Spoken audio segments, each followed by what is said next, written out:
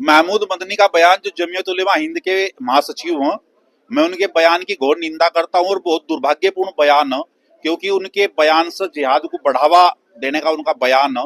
उनका बयान भारत के सुप्रीम कोर्ट न्याय व्यवस्था पर उन्होंने उंगली उठाई है। उनका बयान भारत की सरकार पर उंगली उठाई जाने का काम किया है। ऐसा लगा है कि शायद पूरी दुनिया का अत्याचार यदि किसी पे हो रहा है तो हिंदुस्तान के मुसलमान पे हो रहा है। उनके बयान से ये स्पष्ट और ये प्रतीत हो रहा है। तो घोर निंदनीय उनका यह बयान, सुप्रीम कोर्ट पर उंगली उठाना, न्याय व्यवस्था पर उंगली उठाना।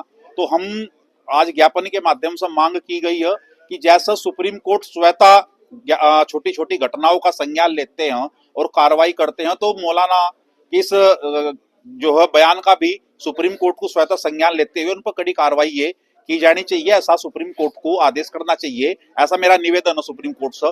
जो देवबंद के अंदर जमीयत उलेमा हिंद का एक प्रोजेक्ट उन लोगों ने शुरू किया है, वो कई बीघे में उन्होंने निर्माण कार्य शुरू किया, जो स्थानीय स्तर की और परमिशन भी नहीं ली। धारा 80 भी उन लोगों ने शायद नहीं कराई। चकबंदी प्रक्रिया इस समय चल रही है और धारा 80 ये जिला प्रशासन के द्वारा रोक लगी हुई है।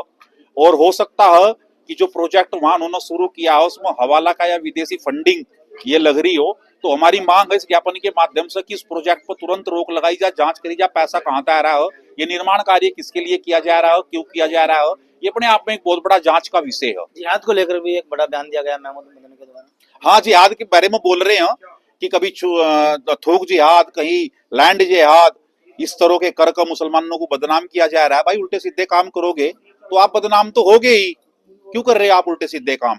तो इस प्रकार का बयान देकर देश के अंदर जो है और ये दंगा भड़काने का प्रयास उनके बयान से हो रहा है। हाँ, कुछ निर्णय अब जब थोड़े से उनके खिलाफ ये शुरू हो गए, क्योंकि उल्टे सीधे काम अब तक इस देश के अंदर हुए हैं, तो अब उन्हें लगा कि सरकार के दबाव में सुप्रीम कोर्ट काम कर रहा है। पूरा सुप्रीम कोर्ट सरकार के दबाव में काम कर रहा है। राम मंदिर का निर्णय आया वो 100% हिंदुओं के पक्ष में आया।